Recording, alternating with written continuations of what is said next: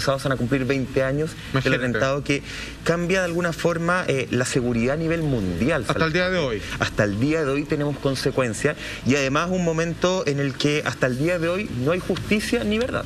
Absolutamente. A ver, mal que mal, estamos hablando de personas que han sido sometidas a todo tipo de tortura, depresiones psicológicas que incluso han generado el quiebre y ruptura mental en más de uno de ellos. Estamos hablando de Mohamed y todos los coautores a los cuales hoy se les acusa y que ya con una pandemia un poquito más apaciguada se retoman precisamente los juicios en lo que tiene que ver con aquellos que han sido designados como los autores intelectuales detrás del atentado de las Torres Gemelas. Y esto llega con mucha polémica, porque precisamente lo que se va a determinar acá, y que lo encuentro muy difícil, es si es que ellos confesaron cualquier cosa a propósito de las presiones y las vejaciones físicas que le hicieron, o ellos tuvieron algo que ver, pero quizás no del todo como la historia se los quiere plantear, porque, como bien dice Michael, hay muchas interrogantes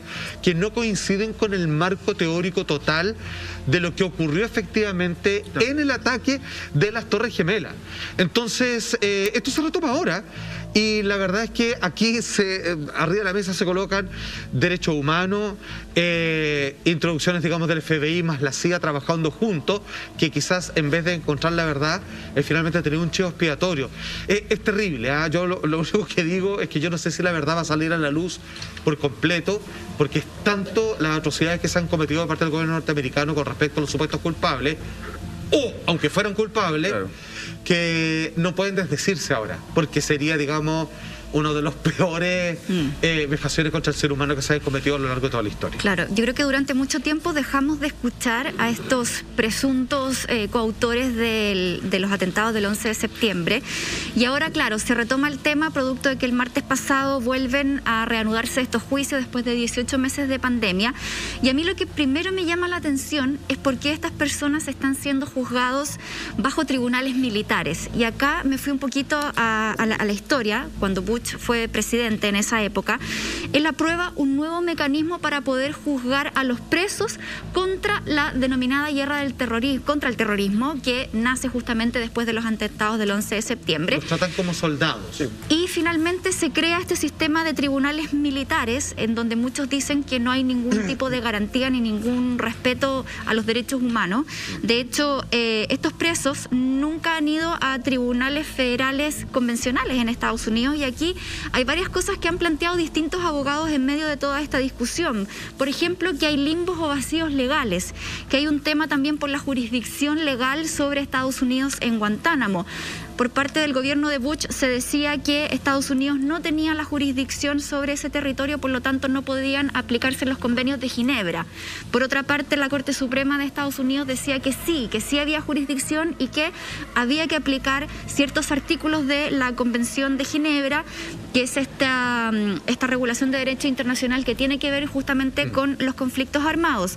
Ahora, hay varias abogadas y abogados que trabajan en el marco de estas organizaciones sobre los derechos humanos, y hay una en particular de Human Rights First, que dice que desde el 2008, desde cuando empiezan los juicios, porque a Guantánamo empiezan a llegar estos presos que ellos fueron a rescatar, ¿cierto?, desde el Medio Oriente, los trasladaron hasta acá desde el 2002, pero es en el 2008 cuando empiezan estos juicios, y ella dice, aquí no sabemos todavía, después de 10 años de juicios, si se están aplicando las leyes de Estados Unidos, si los presos van a ser amparados por la Constitución de Estados Unidos, o si se les va a aplicar algún tipo de derecho internacional.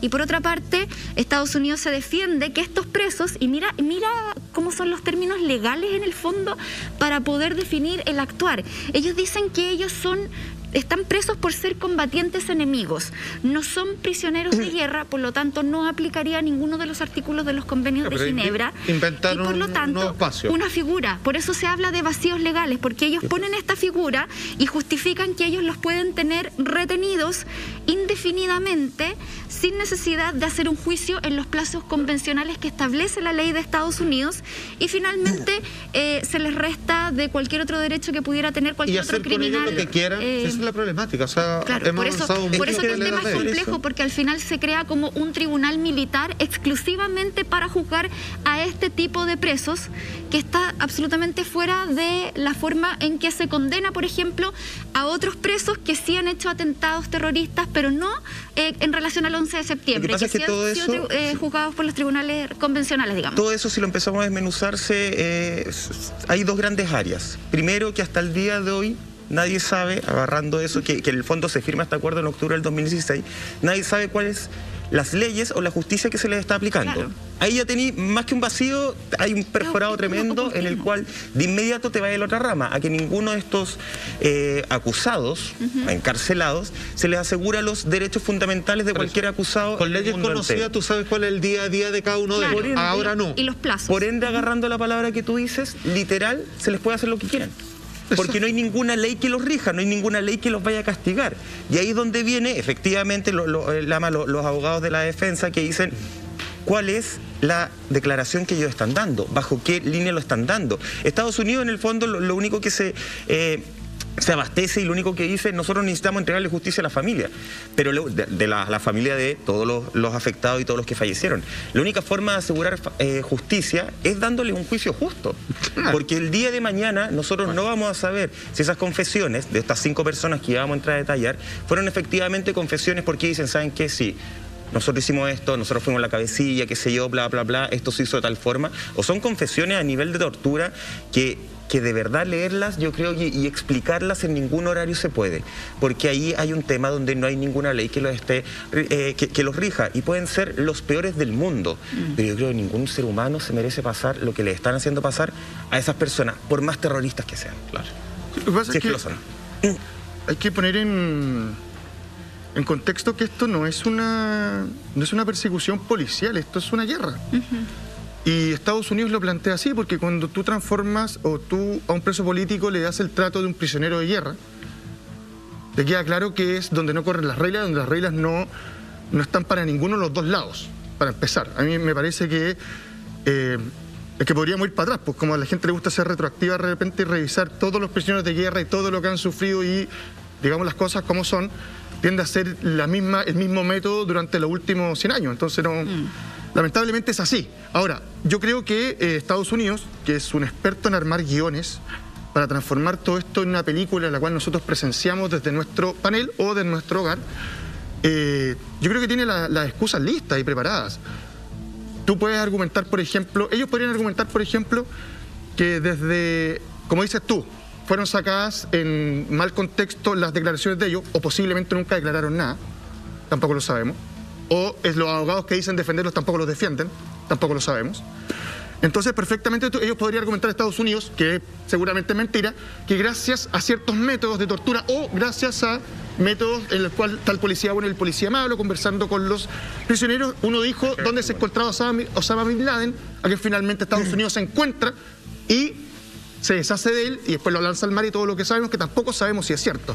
Pero entonces, un periodo de 15 años. Es que a eso voy, a eso quiero llegar, Perdóname, no, espérate un poco. Y más. Espérate un poco. Los toman en el 2003 y al minuto que fallece Bin Laden, más o menos da el plazo de los 6 años principales donde los tienen, supuestamente, donde hacen mayor tortura y después los van llevando a Guantánamo. Va dentro de ese plazo de años, si vais sacando el cálculo. No. Ahora, lo que viene después, desde mi parecer, es simplemente el trato que se le da a cualquier persona de guerra. ¿Sabes lo que pasa acá? Yo no defiendo ni a los terroristas ni a los gringos, pero me parece que Es que estos pueblos son prisioneros de guerra contra el terrorismo. Es que ¿sabes lo que pasa? Entonces, yo no me puedo sorprender o hacer el sorprendido de algo que ha funcionado siempre de la misma manera. Me parece que es como esa falsa sorpresa, como, oh, qué increíble lo que está pasando con ellos. Esto ha pasado siempre. Pasó acá, al 11 de septiembre nuestro. Entonces, insisto, creo que... Por eso no hay injusticia en ningún área. ¿Sabes lo que pasa? Es que no es ni siquiera trabajo nuestro dar un veredicto respecto a algo que se encuentra tan alejado de lo que está pasando con nosotros. Y insisto, donde todo lo que se dice o no se diga, no hay nada que pueda avalar si es cierto o no. Ya, es que ese es el punto. Mira, perdón, déjeme poner un poco la pelota en el suelo. Y que esta es la problemática de lo que estamos conversando hoy día. Uno espera, uno está expectante a un juicio, a un tribunal, cualquiera que sea, en cualquier instancia, para conocer la verdad. y entender, con todas las pruebas demostradas de un lado a otro, qué fue lo que ocurrió y por lo tanto el veredicto, qué se debe hacer con los impuestos implicados o quienes quedan libres de polvo y paja en esta situación. Pero aquí no estamos hablando de eso. A ver, hablemos con la verdad. Aquí estamos hablando con algo que antes de que se inicie ese juicio nosotros ya sabemos el resultado. Claro, ya está el veredicto. Por eso ya está el veredicto antes de que empiece. Claro. Y el veredicto, digamos las cosas como son, es que ellos son culpables. Porque si no llegasen a ser culpables, cosa que en ninguna multiverso esto podría ocurrir, las penas del infierno para Estados Unidos, para el derecho, para la CIA y para el FBI. O sea, no hay... este eso no va a juicio correr. no vale nada porque el resultado no puede ser otro que ellos sean culpables. Porque es muy terrible. Ya pasó con Sacco y Vanzetti, digamos, en la época de la depresión, donde ellos iban felices al tribunal. Es un hecho histórico donde los creadores de estos grupos de sindicalistas iban felices porque decían... Yo creo en la justicia norteamericana, yo estoy contra el sistema. Y las fotos riéndose decían, no hemos hecho nada, estamos con la ley, y los mataron. O sea, es un caso emblemático de donde no pueden salir libres algunos. Mira, hay unas declaraciones de una abogada justamente que es parte de la defensa que me parece que resumen lo que tú estás diciendo, Salfati, con lo que yo calzo perfectamente. Dice, textual, cuando Estados Unidos quiere hacer justicia, lleva a los sospechosos a los tribunales normales, que es lo que todos esperaríamos, ¿cierto? Claro. Y los juzga con las mismas reglas que a los demás. En eso consiste nuestro sistema judicial, dice ella. Cuando quiere ocultar cosas, lleva a la gente a Guantánamo y crea todo un tribunal nuevo, y eso es exactamente lo que pasó con estos hombres. Eso es exactamente lo que el expresidente Bush autorizó y firmó en octubre del año 2006. Un juicio falso esto.